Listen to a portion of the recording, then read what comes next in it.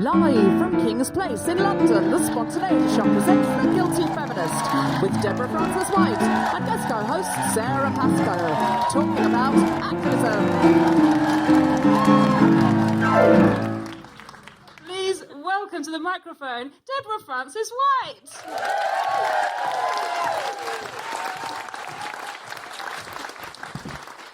So activism. The thing about activism, I find, it is very active, isn't it? And I, by my nature, am quite sedentary. I went on the march on the weekend and I read a lot about it afterwards, and I heard a lot of women of colour and women from the LGBT community who were saying, oh, well, you're all active now, you're all scared now, you're all out now, but why weren't you out before? And why weren't you worried when it was more our communities being affected? And that is a fucking good point. Where was I back then? And the answer is on the sofa, lying down. That's where I was. And I feel bad about that now. I feel guilty about that because sort of things were going on all right for me and I couldn't really see that as many problems. And so for years I did sort of do quite a lot of lying down and I didn't do a lot of marching. And I sort of feel I do have to address that now and I do have to acknowledge that now, that I kind of didn't see how unfair the world was for people who were not as privileged as I was. I don't want you to think I never went on a march. I did go on a march. I have a friend called Sara Soleimani. Sara Soleimani is never not on a march. Before she was successful, when she was broke, she was always on a march. And now, every red carpet she's on, she treats like a march. So years ago, she said to me, please, Deborah, come on a march with me. And I felt so guilty because she was always on a march and I was never on a march. So I thought, I'm going to get off the sofa and I'm going to go on a march with Sara Soleimani. And it was a Take Back the Night march, which weirdly was in the day. And I thought, well, we'll take back the night later when they give it to us, I suppose. I don't know. But she said, we'll meet in this, on this corner of this street, of this junction. And of course, when I got there, I mean, that is the thing about the march. If it's any good, it's very crowded. And the mobile phone signal, it was years ago, so the mobile phone signal was not as good as it is now. And everyone was trying to use their phone, so I couldn't find anyone. I couldn't find Sarah, I couldn't find anybody else. I was on my own, and I had to march on my own in this enormous crowd of people. I'd never been on a march before. And so I'm sort of trying to march and going down, and someone was shouting, what do you want? And I was like, I don't know, the night, I think, back. When do we want it? I suppose tonight, if possible. I think probably that as soon as possible. I'd like the night back. That's what I want. And I was marching on and on. I was starting to feel really sort of slightly like, oh, this is a very big crowd, isn't it? It's a very long way. And I didn't know how long we were marching. I didn't know how far we were going. I didn't know where we were going. And I thought, I've asked where we're starting. I haven't asked where we're marching to. And I sort of do I introduce myself? Everyone else seemed to be with friends. And I was just sort of like trying to kind of get in on some friends. It was a bit like being on a hen night where you only know the bride. But she's all the way over there with her best friends. And so you have to make friends with the other B friends and the C friends on the hen night. And you sort of, they won't let you in and play their reindeer games. So, I was like, oh, marching night, definitely want the night, that's key. Definitely want the night back, because I had it before and now I don't have the night, and nights. And I was like, oh. Anyway, I was dying to go to the loo, and we were in the West End. So I popped into a department store to go to the loo, and on the way back out, I just happened to pass the Clinique counter, and so now it reminded me that I was running out of a firming night cream, which I'd invested quite a lot into. Like, okay, so I don't know if you know much about firming night creams, but if you miss one night, it's not as good. I mean, and I was running. I don't want to say I needed to take back the night cream, but I just thought, while I'm here, because, you don't get into the West End all the time, then you run out, and then you end up sort of, just slapping a bit of body lotion on or something. I thought, I'm here, I might as well. So I just thought I'd quickly stop. So I said to the lady, can I have the firming night cream? And she said, well, actually, we've got a new extra strength firming night cream now, which has got greater properties. And she actually said it turns light into energy and back into light again. And I thought light was energy. I confused. So I stopped and I said, well, what does it do? And will it firm my skin? She, yes, it will be much better. And then she said, but you've got some dark circles around your eyes. And I said, well, I haven't had a lot of sleep because I was, had to get up early for this march. And she said, look, I've got something for that would be really good that goes with the firming night cream, and the properties work together in harmony. And she said, look, do you mind if I just take your makeup off and I'll just show you the build, and then I can sort of, I'll do just a little bit of, we've got a new night foundation that'd be quite nice on your skin, because I think what you're using currently might be giving you a little breakout. And I was like, oh, okay, as long as it doesn't take. By the time I left the department store, the march was gone. And It was gone. Like the whole march was gone. I feel like some of you are judging me now. I didn't have any friends on the march, and so this lady was being a friend to me. She has her bills to pay, and she was on commission or something, probably or sales target. So it was an act of feminism in itself to stop and listen to her and to help her through that day, which she had to get through. It's hard to say I took back the night, but probably some of the early evening periods I took back, probably between 6 and 6:30 during the winter months or something like that. I don't know what I took back, I'll be honest with you. But what I have learnt of recent times is that my activism needs to be a lot more active, not just for me and for the women I know, but for women who are less privileged, women who can't march, women who don't have a voice. And so what I'm saying is, I make this commitment here to you that my activism will now be standing up on 2 feet. It won't just be on Facebook. And the night better fucking watch out.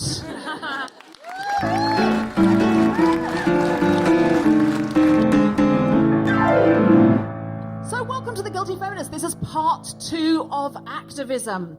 Please welcome back our guests, Agata Czarnacka. Hello.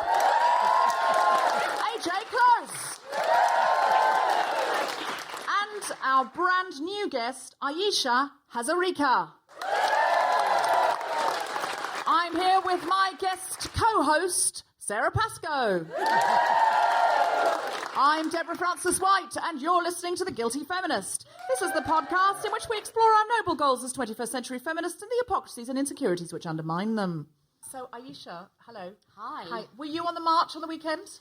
I was on the march, but I did a really bad Guilty Feminist thing. Oh, tell us. Which was, we'd sort of been queuing for quite a long time, and then we went on the march, and I got a bit of a stitch, and my knee was really sore, and in our section of the march, people were singing the Matilda song, and at the end it goes, sometimes you've just got to be a little bit naughty, and then me and my friend went to the Wolseley for lunch. Oh! And I thought you'd appreciate that. I feel a lot better about my face feminism cream now. takes, many guises, basically. One of them is in the Wolseley. There was a lot of women in the Wolseley. Yeah, actually we should talk about this because this was my challenge, was to organise a Guilty Feminist group to go on the march, because I'd been on a march before but I hadn't organised a group, and so I said if anyone wants to come, and a lot of people came out who said they wouldn't have otherwise come, they felt a bit nervous going on their own, if you've never done it before and you don't know what to expect, and they said the fact that there was a group that they identified with, that they felt there was going to be an army there and they wanted to march with us, so that was amazing. And some of them we couldn't even find them, because when I got there I'd said this very specific spot and they were expecting 15 to 20,000 people to come out. 100,000 people came out, which was so exciting, but that meant we couldn't find anyone. So for a long time I was just standing there on my own with my sign. My sign's there actually, can you just pick it up? So this was my sign, and I thought, oh shit, it's just going to be just me and this is the worst challenge ever. The sign says, unexplained public laughter disrupts the patriarchy. And that's because people always say, I was listening to the podcast on the tube and I started laughing and people were staring at me. And I always think, good, because they're going to be like, why is that woman so happy when she's earning so much less than the man next to her? She shouldn't be funny, she's got no right. She shouldn't be happy. So I was standing there with that sign and another sign that was a double version of that on my own. So I clearly had signs for 3 and I was 1, and I thought, God, we're going to look so unpopular. And then people started coming up saying, I found you, and it was really, really exciting. Then we were there for an hour because it was meant to leave. And then somebody just said, do you think everyone's waiting for everyone else to march? And I said, no, there's got to be a grown-up in charge. There must be someone. And someone said, what if we just stand here till nightfall and no one ever marches? And I said, I just really believe in grown-ups. I said we should meet near the Women's Equality Party because I thought, well, I can follow them. Because I just thought, I'm meant to be this sort of march within a march leader. And I thought, this is ludicrous. So I thought, well, I'll follow the Women's Equality Party. Of course, we couldn't really find where they were. So we just sort of, at some point, people started marching and everyone cheered. And I say marching, it was more of a shuffle because there were so many people, which was great. But then, because we'd taken off so late and it was such a slow march, here's the thing, I had to do an episode of Global Pillage, which had been scheduled in ages before, and, there were people turning up. So about halfway to Trafalgar Square, I looked at my watch and I was like, I'm going to have to go. So I just had to give my sign to somebody else and say, hey guys, do you mind marching to Trafalgar Square as the Guilty Feminist troupe without me? And I felt a bit like Moses saying, "Let my people go," getting to the Red Sea and going, "Sorry guys, I've got a gig." Do you mind just sort of someone else opening the Red Sea? Like, because I'm sure it'll work. I'm going to give you my staff. I've got to go and do 15 minutes down the Frog and Bucket. So that basically is how it went. But I felt really great. I was cold because I hadn't brought a coat because I thought it's going to be really... Everyone was cold. Well, last time I was too hot because I'd worn a coat, so I thought, I won't wear a coat. That's because you were in Debenhams at the Clinique. They have heating in there.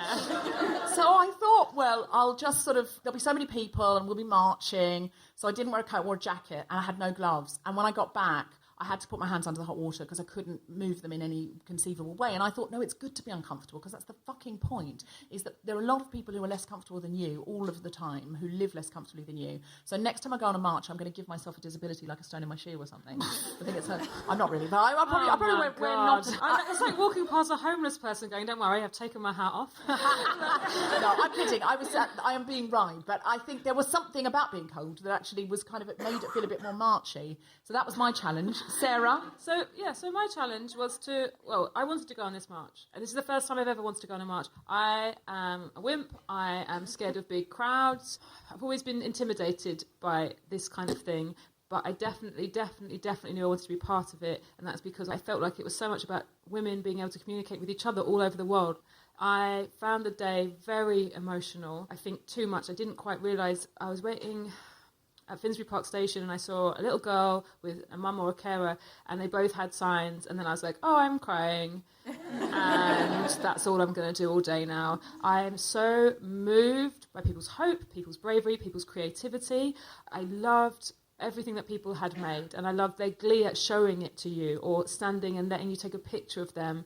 I loved it when I heard like the groups within groups. There were students and there were different organisations who would create their own chants, and other people. My friend, it was her birthday and 1,000 people sang happy birthday to her while she was on. I know, like it's just this crazy thing because her friend started singing happy birthday and then everyone was just joining in as far as you could see. Also, I overestimated the amount of people because I haven't been on a rally before, because I kept looking, as we were going, I kept looking at BBC website going, when are they going to say how many people are here? I bumped into Rod Gilbert and he was like, oh, it's busy. And I was like, there's like 6 million people. I kept looking in both directions. Like, we're so far away from Trafalgar Square and it's the whole way there. And he was like, I was like, 6 million, I think. I think so. I've counted. My favourite thing, there was a woman there. There was lots of favourite things. There was a woman who was trying to say hello to everyone. She was just going up to everyone and saying, oh, hello, nice to see you. No, I love it. I love it so much. She just set herself this intention. And also there were so many people there who were on their own and split off from people. The problems I had, number one, also, 10,000 steps, easy, mate, that day. No one tells you that about marches. Excellent on the old pedometer.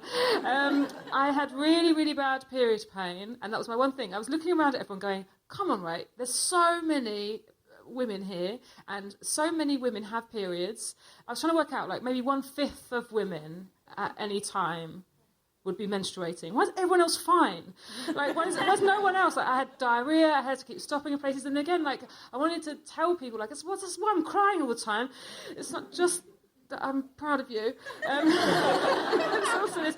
But then what's been interesting since, so number one, I didn't realise that there was an appropriation of the names of black marches. I didn't know that until afterwards, and I find that very interesting because even as involved as I was, that hadn't occurred to me until someone shares an article, and that is what's brilliant about the internet, for everything that I said derisively before. And also, there was a lot of genital references, and I found it quite energising. I felt like, oh, actually, he made this really horrible comment about grabbing a woman by her genitals, and there's this kind of reclamation of now we're using that word a lot. There's a lot of women out now in public with no prudery, with pictures of uteruses and genitals and different words for it, and puns on power and vagina.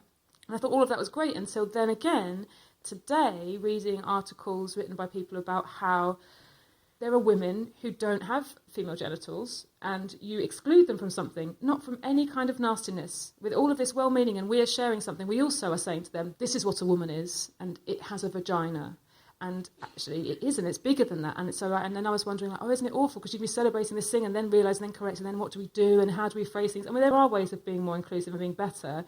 That's the thing. I thought the day was so fantastic. But then actually the learning thing for me has been all of this stuff afterwards where we can still get things wrong. I know that's not a very positive thing to say. No, I think it is. Okay, you get things wrong, and then what? Well, what's important is that you get them. Just go there. You were asking about the next date. I have one for you. It's the 8th of March, International Women's Day, and we are going to make some kind of an international women's strike, so we can join, I think. Are you going to strike again? Well, everybody is. Everybody is. It's not going to strike. Shall we strike here? Shall we try and do an outrage here and try and strike? Why not? But what are we asking for? That's what I need to know, because I feel like with Trump, like with what you were asking for is we don't want this bill passed. What the suffragettes were saying is we want the vote. And I feel like protesting against Trump, well, we want our rights to be here, not to be taken from us. But partly the protest against Trump, which is brilliant for building community, is slightly, we want to turn back time and for people not to vote for Trump. And we want not to have him in the White House for 4 years. So what do we ask for if we strike? Do you see what I mean? Generally, I believe that it's good to have an issue, a problem, or a thing to solve, and not a person to combat. Then I believe that it's better to smash a window than somebody's skull. Good note. Guilty feminists at home. Rule for life, that is. I think that's... It's a kind of, vegan feminism. Yeah. So I was going to say, I meant to say this as well about the march. I think whenever we blame one bad person for something, when they disappear, we wonder why the world hasn't improved. And I think that there's a system that's wrong. There's a system that got Trump elected. There's a system of people working with him. It's bigger than just him. Like, if someone assassinated him, the problem hasn't gone. Ayesha, how do you feel about this? Well, I think the march was incredible. And the thing that I was struck by is how angry certain men got about the march. I mean, Piers Morgan, a guy who is so far up the back passage of Donald Trump, he can actually see Nigel Farage's shoes. You know what I mean? It's like, how much does this guy want a TV show in America? And please go there. But please just take him. But also they were quite sensible commentators as well, saying things like, Trump has happened because of identity politics. And I really, really push back against that, because all the rights we fight for, whether it's gender equality, whether it's race equality, LGBT equality, disability rights, they're all part of the same family. And when you try and put them into a hierarchy, I think that is very, very divisive. And what people are doing now is they're putting white working class pitted against everything else. And I think that is really, really dangerous. But in terms of the march, it was brilliant, it was great, it was energising, we were all connected. My only criticisms of it, as a woman of colour, as a Muslim woman, it was a little bit like a Glastonbury gender politics there. And that is still a good thing. But I'd like to see our movement sort of reach out a bit more in terms of race, in terms of religion, in terms of class as well. How do we do that, Ayesha? Because it's so sensitive. Like I was saying about including more to Sarah, and she was like, but some people of colour will say, I don't want to be included in your patronising thing. It's that I worry want my own... When people complained about the march, so the feminist organisers, many of whom are white women, were like, why are they having it with us? You could be part of our march. Exactly, like, we weren't asking, you didn't invite us to your march. Like, it has to address everyone's issues and acknowledge sometimes they are different. Don't, slot us in. You can have a place in our thing.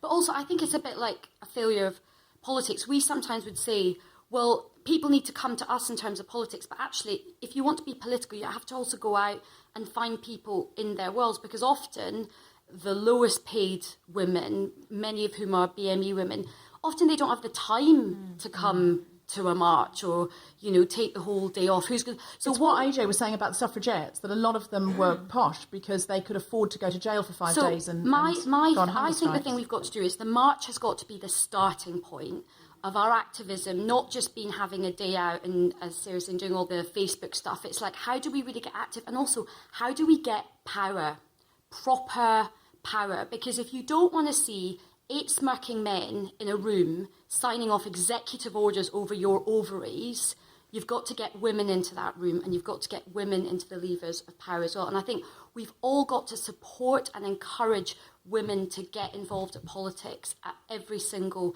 level. And that is the stuff which is really, really hard work. It's not fun. It can be quite lonely. It's incredibly abusive, particularly on the online space.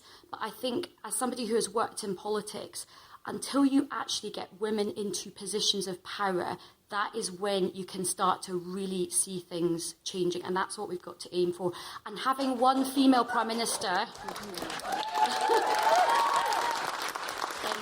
I think it's great that we've got a female Prime Minister. I think it's great we've got a leader in Scotland. But remember, one woman at the top does not a feminist make. And what really disappointed me about what Theresa May was asked on Andrew Marr on Sunday morning, the political show, are you going to raise this stuff with Donald Trump? And she said, actually, the biggest symbol is going to be me being in the room, being a female leader. Well, I'm sorry, that is not good enough. Just being adjacent and female is just the minimum requirement. Just having a room and being in the room is not the kind of... And the thing about feminism is it's not just like, hey, I'm a woman and I got to the top. It's when you get your power and your status, do you give voice to women who have no voice? That is, I think, the test for feminism. Yeah. And going to the Wolseley for lunch. Agata? Yeah, a Polish Prime Minister is a woman, the one that wanted the ban on abortion. So, you can have very conservative women too. And they have a right to be conservative, as far as I am concerned. Only if you are creating this kind of energy that raises people up to the top. And you don't have to be that person that is going to the top, but your energy is guiding them. And this is why you have to engage. You have to be, I do it for like almost 20 years. And we started as a very, very, very narrow circle of academics. And we were just thinking about, gender studies, something imported from the West. Well, very interesting. What are we going to do with this? and then Poland entered European Union. And we actually had finally this kind of directive, European directive on gender equality, European directive or on combating discrimination, etc., etc. And that was a huge thing. And this is exactly... I'm sure you'd never give that up. Well, on the other hand, you can forget that it's there. Because, people tend to forget that their situation is not a given. It's a kind of recreating itself all the time, thanks to certain institutions that are in place, traditions that are in place, certain impulses to control other people to do this. Like, look at the hands of your politicians, but also look into the directives, European directives, read them carefully, see what they are about, and write it down in a very simple manner, and hand out the leaflets, so that everybody knows that this is what we can lose because of Brexit. So people would know what they are fighting for. So these are the rights we're going to lose, and these are the ones we need to ask to be reinstated when Brexit happens, because it looks like Brexit is going to happen. Just read what you are going to lose and reclaim it back. So, and if they won't give it to us, can we have an outrage? Can we strike? Well, I hope so. I certainly hope so. You may need to come and guide us on day one. I can do that. How? Also, I think we should say as well, just the Women's Equality Party, for anyone in a really early stage of this, like myself, number one, after the march, they wrote 10 things for us to think about and things to do, because they wanted to use that energy for people who go home and go, but we know that's the beginning, not the end. And I feel like they are an unfunded party. They were offered millions of pounds from someone, which is what they need to run. They need millions of pounds to fundraise, but only if they change the name to not mention women. I know, because they were like, this is so great and you're the only person talking about this and this is so sensible and this needs to happen. You're a viable party, but not with that name. So I think they're a really important part of this next stage as well in terms of the organisation, especially with EU directives. There are things that we could improve even if we're very, very clear about what we want and what is better for us. Can I also just make one thing on that, which is I think we should all be focusing on really being clear about what are the rights that we want to protect and campaigning with them. And there is a fantastic woman, Frances O'Grady, who is head of the Trade Union Congress movement, and they have been doing loads of work about this as well. So I think we should all be kind of joining forces, because a lot of work has started on all of this stuff. The trade union movement should be a big part of it in terms of sort of low-paid women and rights for women as well. But I think what we've got to do more on the left and progressive politics is sort of organise ourselves in a sharper way, because I think that is what the right have been doing for quite a long time. And, you know, it used to be the case that people say, look, the left are all about emotion, but I think actually the right now have combined quite a dangerous level of emotions, misinformation, playing into anxiety, and they've also become very, very well organised. And I think we as progressives need to do that as well. I think going back to something you said in the last episode, and I think you've made me understand something so much better. You need to have the policy and the adverts. Like you have now, the right have got that because their advertising is fantastic. It's like, you're going to get your country back. Make America great again. You've got this advert. So if someone's zoning in for 2 seconds, okay, I'll vote for that one. Whereas the left, we haven't got an advert. All we keep saying is like, no. Like, you won't no get your means country no. back. It's quite a You good won't make advert. America great again. And we have to have something. We do need to come up with something. My friend pointed out to me, she's American, and she was really worried about Clinton not getting elected. And she said, well, I think Trump ran on a platform of exclusion. It was all build a wall, keep them out. These are the people we're going to exclude.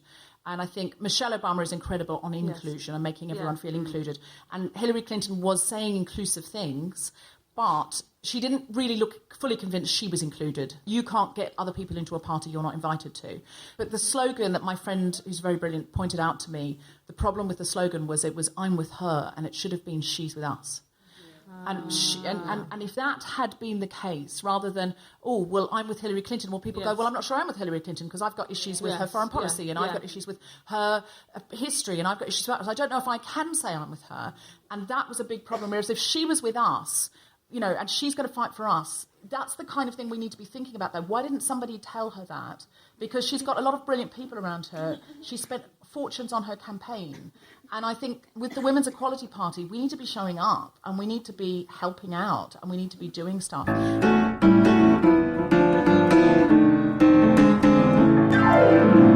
think it's time for questions because I can feel questions bristling in the audience. People have just started putting their hands up saying, I was promised questions. Where the fuck is my question? Okay, so there's someone in the front row who couldn't contain the question. Hi, I was really intrigued about what your definition of activism was, because obviously in the first part we were talking a lot about violence and terrorism and that kind of stuff. And after Brexit, I really felt that my activism was activated. And the way I did that was by joining the Women's Equality Party, looking for some grown-ups. And not only joining, so therefore taking my vote away from the other main political parties, but I'm now very actively involved in my local branch. I'm looking at local issues that are important to our members and turning that into policy up in the party, making sure that national campaigns and national party policy is filtering back down to people in Lewisham and Greenwich. And so I was, the kind of just what your definition of activism was, because to me that was activism. Yeah, that is activism. That's the very definition of it. Yeah. AJ, what do you think activism is? Change. I'm a complete technophobe, so I don't even have a smartphone. So for me, it's not collectivism, as they call it. It is engaging with people in whatever, and that can be a conversation among friends, as you were saying, or, you know, it can be marching.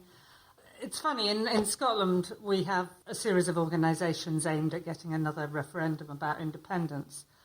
I'm not a political meeting person, so I'm probably a writing, talking person, rather than a sitting in a meeting person. But that's playing to your strengths, isn't it? If you're a writer, write stuff and get it out there. If you're a grassroots person who can go out and hand out leaflets, or you can run for office or do the thing that you do well.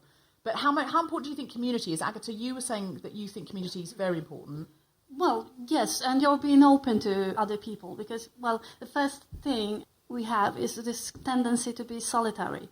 A lot of us are not exactly comfortable with crowds or just a lot of other people, and we are not accustomed to assert our opinions. Well, I'd say, if you're going to be an activist, first of all, check what you are doing. Then recheck it against the reality that you live in. Sometimes, you just don't battle for rights that are not applicable. Be an activist first, intellectually, then conversationally, and then be an activist on the street, and then try to organize. And then, if it doesn't work, like it didn't with the suffragettes, then smash some windows, please. Ayesha, what do you think activism is to you? Well, again, probably because I've come from a very political background, but I go back to this thing about actually we have to get people into power. My great worry at the moment is we're going to be in a one-party state in this country for the foreseeable future, and that is so dangerous on so many levels because the clock is turning back in this country on all the rights that we've been talking about. So for me, I think activism is trying to do what you can to support winning power, and that can be from a grassroots level and coming up and doing lots of good things in the community as well. But ultimately, I would say, first of all, to vote yourselves. I know lots of people that didn't vote in the referendum and are now going, I can't believe the vote didn't go the right way. It's like, well, and I'd also say if you know people who are standing for office or, support them as well. We are a country that has a very healthy disrespect for politics, right? The mainstream politics. And that is really good. But beware scepticism turning into absolute contempt for everyone in politics. When you sort of say to people, give up on mainstream politics, that is where the dangerous kind of extremist stuff comes in. And not every politician, I'm a big fan of the Women and Equality Party, but not every politician in every other party is a total shitbag, right? Lots of politicians in other parties are trying to do the right thing as well. So I think this country is so divided at the moment that we are in a very, very dangerous place where people will give up on politics and populism becomes the really attractive thing. If you care about democracy, then do your bit to also stand up for democracy, whatever party you're going to vote for, unless it's UKIP, obviously. Do we have another question? There are loads of questions, yes. Yeah, I was really interested to hear what you were saying about the left and how it's become all about the white working class and it refuses to kind of identify with any other issue or oppression. I guess I'm wondering whether you think that that's become a particular issue recently, whether that's resurged on the left, given that it's quite embattled at the moment in the UK, and what you think we can do to try and reach out to the left and transform it and make it take seriously both issues of gender but race and other oppressions as well. So the problem is that the left started to think that those things weren't very popular with the voters they were trying to attract. So they stopped mentioning things that would be more divisive or would require more conversation. They just started to be very quiet. And I think that's why that's happened, isn't it? I understand things very simplistically, so I might be completely wrong. And please, someone jump in and correct me when I am.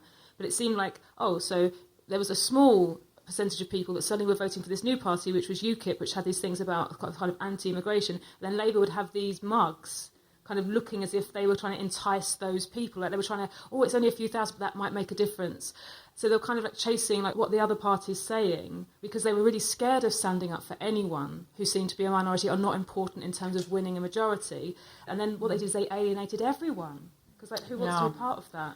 It's interesting. Sarah, before in her stand-up, was talking about not wanting to be angry about stuff. And I see people on Twitter very, very angry. And I think sometimes there is destructive anger. But I have friends who are people of colour who say to me, not being angry seems like a luxury. It's like, if you're white and middle class and you've got some cash to spend and you've kind of got most of your choices, then why are you so angry? Yeah. Why are you so angry? And it's like, because I've been routinely and systemically marginalised and there is no other option than anger. No, I think you're right. I think, especially on my job, I have a mouthpiece. I literally have amplification when I'm at work. So, of course, I'm like, let's just all talk calmly, shall we? Yeah. So you're absolutely right. When I'm saying, like, let's not raise our voices, like, to other people who are like, how will you hear me if I don't? So you're absolutely right, and it's a good reminder. So I think that politics has failed everybody, actually, apart from a nice group of elite people at the top, Kel Surprise. And I have been spending quite a lot of time going to places which voted to leave, which are Labour heartlands, and just sort of trying to kind of unpick what is going on. And I think the problem is this. So many different bits of society feel left behind because they kind of have been. And even, 50 minutes on a train outside London, there is poverty and lack of opportunity in London. We all know that. But go outside London and you see it so acutely. So I think the problem is, in really crude terms, not just the white working class, but also the BME working class and the working classes in general have had a really crap time for quite a long time. Since the crash, everybody said, after the crash, we're going to rebuild the society and make it much fairer.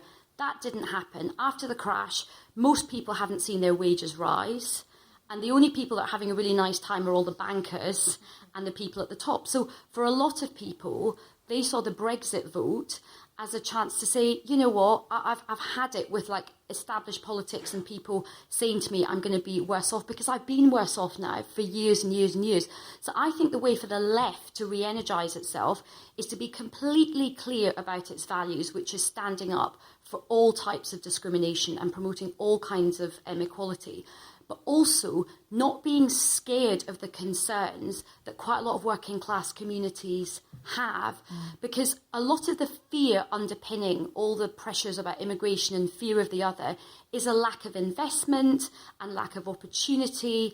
And until we kind of address and talk honestly with people about how they feel, but also address their concerns, we're never going to make any progress. And the left is leaving a really big space in lots of particularly Yorkshire and Northern Heartlands, which are Labour safe seats, for UKIP to come in, because lots of Labour voters who've been Labour supporters all their life feel that politicians are too scared to come and talk to them because they think everybody is a racist. And that's what we've got to be careful as well, not letting the pendulum swing completely the other way. I agree. When I hear that sort of like, oh, they're all racist, I just think it's not going to fix the problem to just go, and everybody who voted for Trump or Brexit and is I a think racist. For quite a lot of people, it's just a rate of change that they've seen in their towns and their communities, so for us, when we see everything like changing in London, it generally tends to get better. So you're like, oh, look, there's a new pho restaurant at the end of my street, or there's a new puppy Pilates class like opening kind of around the corner. It's all like really exciting. That is good. Whereas if you're somewhere else, it's like, it is good. I don't have a dog, I go, it's really good. But if you're Pilates with a dog? Sorry, don't really. Yeah, I just made that up, to be honest. It's just a comedy. I just made it up. It will make up. I think someone should get on that. Make a puppy Pilates class. But if you're somewhere outside London and you see your town change, it's like, oh, look, that's the high street gone. That is another pub shutting. That's another pawn shop. So we've got to go out and talk to people about what their concerns are, but be really strong about what we believe in and what our values are. Do we have another question? I feel like we've got just loads. Well. Hi. So my question was, earlier when you talked about adjacent activism, and whilst I'm a feminist, I'm also 3 glasses of rosé down. So let's bear that in mind. Yeah. So you were saying earlier on about how on the march, I was on the march on Saturday, that it was very much like a Glastonbury thing going on, and how it's where the people of BME, of which I'm one. Can we just define that? Because I think if some people are listening at home and not going to know that acronym. I'm one of the ethnics. I'm one of the half ethnics, so I can straddle and choose which I'm going to use depending on the time of day. So one of the things that you were saying about is that, where were the people who were not of white middle class descent, but everyone was there on the march, but they probably couldn't afford to be, or they're probably more likely to be in lower pay. Have you ever considered the fact that actually they might be saying, where the fuck are you when we were LGBT and we were on our Pride March, or when we were on our Black Lives Matter March? Because you're a panel, 20% of you has identified as being BME, 80% have not, and you're saying, but you probably couldn't afford to come out on the march. So you're absolutely right. It's a really good point, though. It's really a way of being careful, because in a very well-meaning discussion, one of the things that was mentioned is that actually in terms of economics is really, really relevant in terms of something like this, because you have to take a day out and someone has to look after your children if you have them, And so you're absolutely right. It's that thing, again, of always then validating and making sure that the point was clear. That's another factor rather than, one of the things you said was, how can we include these people? Oh, because there were people who were there because they were how angry. Can we immerse ourselves in the bigger picture? You said, how can we include them?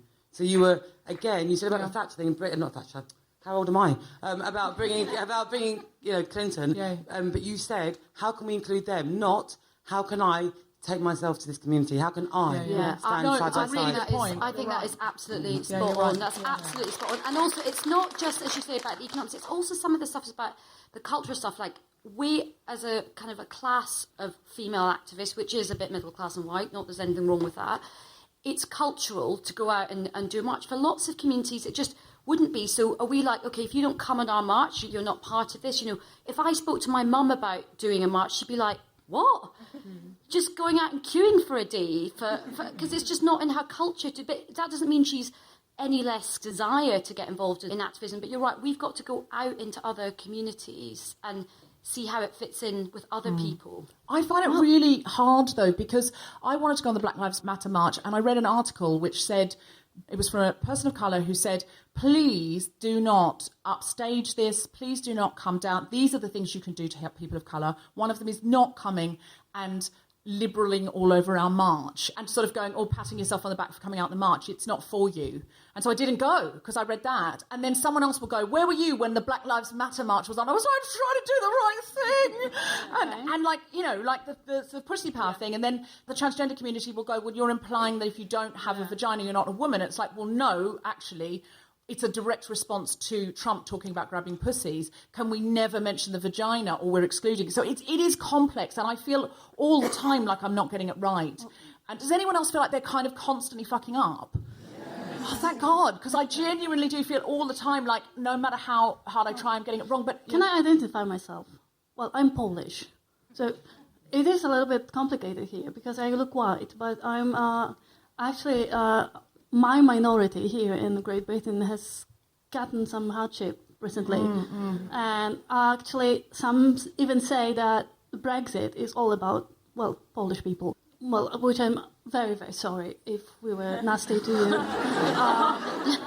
Well, we try. I can assure you we try all the time. This is what Polish people do. I come from a part of the world that was never attractive enough to attire people of colour. On the other hand, we are exporting a lot of white people to good. But yes, please think about it. It's a great lesson, I think, that sometimes those tiny little differences are pretty much hidden from us. It's not in the plain sight. And in such a way, I really admire and I'm a little bit jealous of people who look different. And, well, you don't have to explain yourself all the time. I know it sounds harsh, but this is how I feel being Polish in Great Britain. Are you leaving because you got a train or because you're Polish and you're upset? I'm half Polish. Please don't be outraged. This is the most stressful episode we've ever done. Like, you know what they're like normally? They're kind of fun and they're like things about like, you know, dating or, you know, and we're trying to go to these places and we're trying to be more intersectional. We're trying to talk about more important things, and I find it very stressful because I'm like, is everyone having a good time? Oh, God. I think what it is, it's just a bit more inclusion. It doesn't have to be pitch perfect. It's just a bit more inclusion. Like, look at how many prominent black or Asian faces you see on television, particularly women. Hardly any. Look at how many prominent black and Asian women there are in politics, like senior levels. Hardly any. So I think what black and Asian and minority ethnic women just want is just invite them in, and you don't have to get it completely right, but just extend the invitation and be willing to go out and talk. What was that? Well, I mean, it's just like I would have gone, but I only happened to go because I happened to see it in Facebook. That's why I went. I didn't see it in the West, so you know I went, and I'm mixed race. I went because I wanted to go, and I think the fact that there was so much humour made it really strong for me. Keep making your message, making it inclusive, making people laugh, showing your intelligence, showing your character that way. I think that's so strong. Thank you. I really wish you'd said that into the microphone so that we can have it on the podcast. Loads of people have questions. Could we do like 4 rapid fire questions, like really quickly? Yes, somebody there? Hello. Yes. I want to comment about Sarah saying about not being sure before going to the march, and about you saying about being scared about offending people. I won't call myself an activist. I'm kind of a like accidental activist, just because I tick a lot of boxes. But I've been to marches where I was uncomfortable with the people around me because they were more left-wing or more, you know, they had a different agenda. The whole idea is to go out when you feel in the pit of your stomach that there is something you want to say.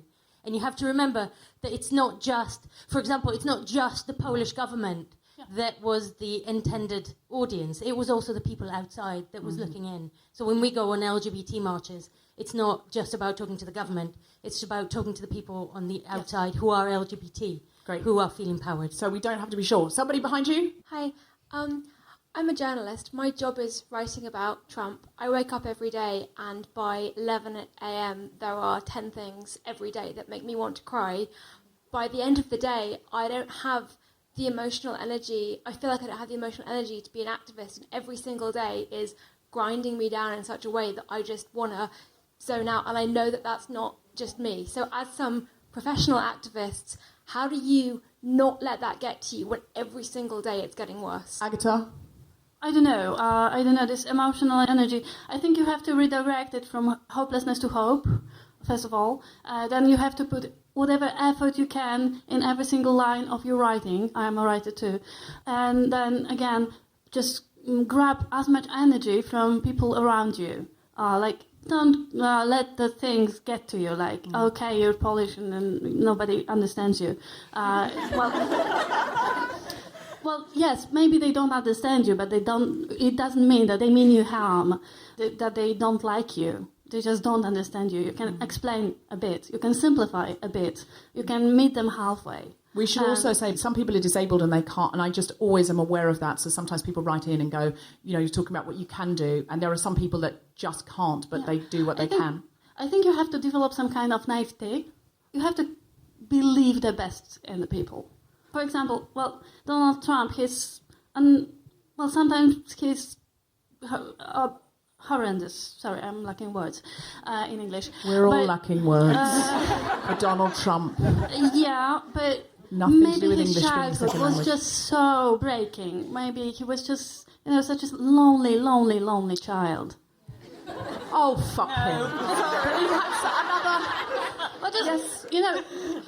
This prevents me I hear what you're saying, Agata, I do, but we've got to take another question.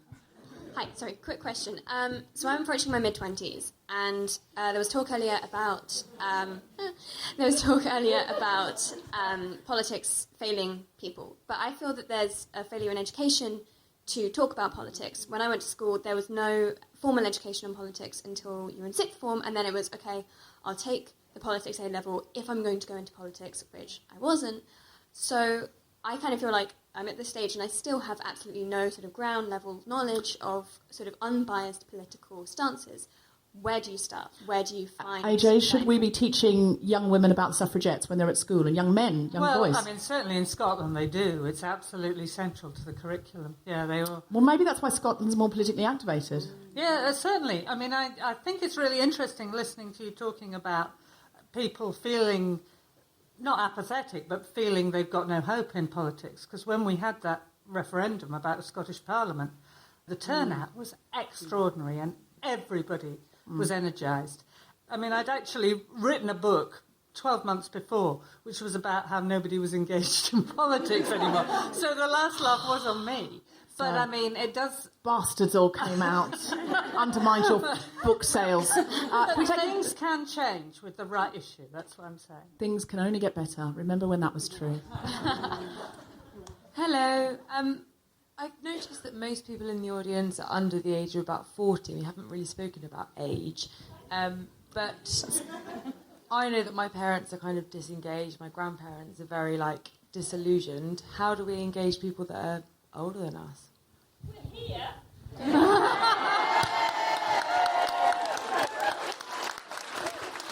I think we do need to reach out a bit. I feel our demographic is quite young and quite youthful, and we do need to reach out a bit. So if you are over 45 and you've come out, thank you. Bring more people who are over 45 next time. She did. What do you want?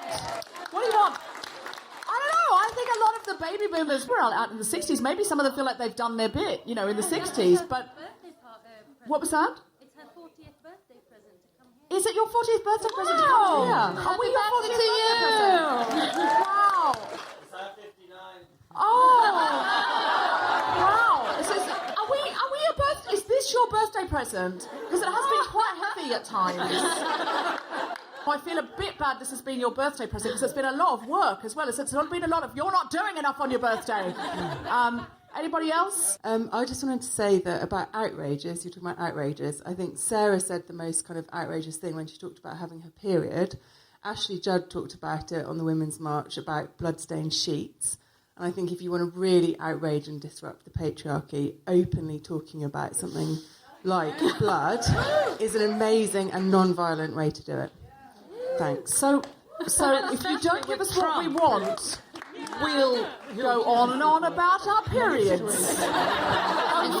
And we'll explain to you what a moon cup is. And on that note, I think we've peaked.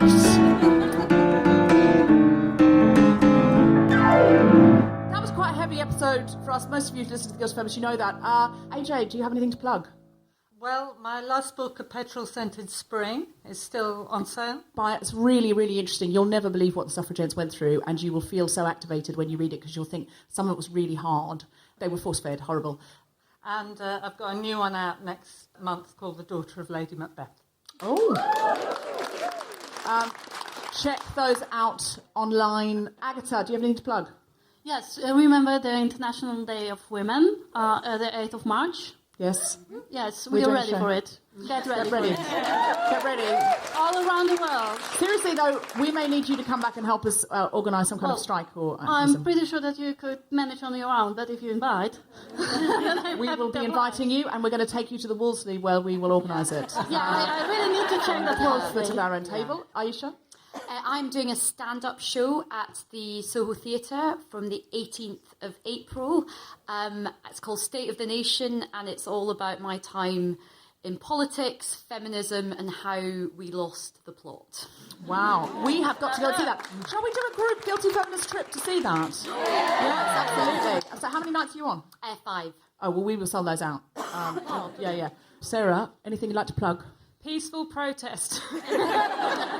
Sarah also has a really brilliant book called Animal, the autobiography of the female body. I'd really recommend that you read it. Thanks, ma'am. Thank you to everybody in the audience that commented, that wanted to comment, that asked a question, that turned up, that went on the march, that will go on a march or will do something. I really want to try and do more stuff. I really do want to try and get off my sofa. If there's only one thing I can do, Ayesha, to help include more people of colour, what is it? Invite more women of colour to be on your panel regularly. Yeah. If there's one thing we can do, Agata, what is it? Go for a march or go for a strike on the 8th of March. Strike. I go for strike. If there's one thing we can do to be more like the suffragettes, AJ, what is it? Get angry. Get angry. All right. Well, be friendly angry with each other on the strike, okay? Okay. Don't be angry at each other. Get angry, go on a strike, invite a person of colour to come with you, and mean it. Okay. Follow The Guilty Feminist on Twitter at GuiltFemPod. Check out our Instagram, instagram.com/The Guilty Feminist. Like our Facebook page. Sign up to our mailing list to get notified as soon as a new episode is released. And please go to iTunes and rate, review and subscribe. It helps other people find the podcast. Give us 5 stars, you bastards.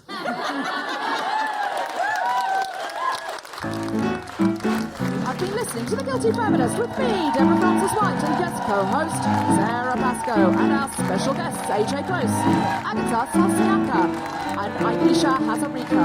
The recording engineer was Chris Shaw. Music was by Mark Hodge. The producer was Tom Salinsky for The Spontaneity Shop. Thanks to Zoe, Meta, Sally, and everyone at King's Place, as well as all of you for listening. For more information about this and other episodes, visit guiltyfeminist.com.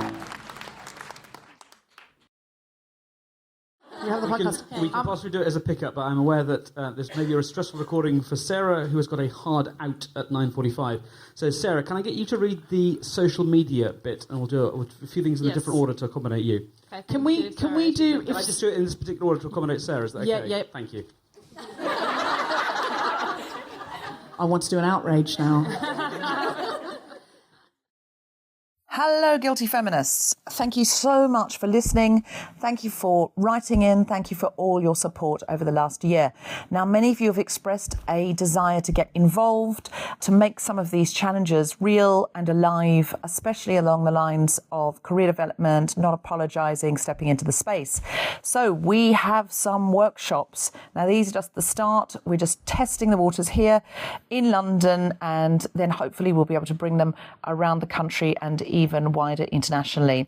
The first two will be on the 22nd and 23rd of April. Jessica Regan, who's an actor who was in the Gender Blind Henry V, and I are going to do a workshop on big speeches, male speeches from Shakespeare, speeches from history, taking the space and owning it. You can book for those workshops on guiltyfeminist.com. The price will be £50 for a day workshop, but there will be £10 places for those who cannot afford the £50. And please chip in a little bit more for another feminist to join the workshop if you can afford more. We want these to be accessible to everyone and intersectional. We also have more of a corporate leadership day. Many of you know that I go into the corporate world and work with women on taking up the space. So there's going to be a very big leadership event with me speaking and other brilliant people that you can work with, a special Guilty Feminist episode on negotiations with Suzanne Williams, who is well known for negotiating with people who have hostages for the government and for other organisations. And that is going to be an incredible special leadership day. Hopefully you can get your company to sponsor you to come on that if you are in the corporate world. That day will be £195, but again, there'll be £10 places. Please chip in more if you can, or pay if you can. If you can't, please write in and you can go on our list for a £10 place. Details of all these things are on guiltyfeminist.com.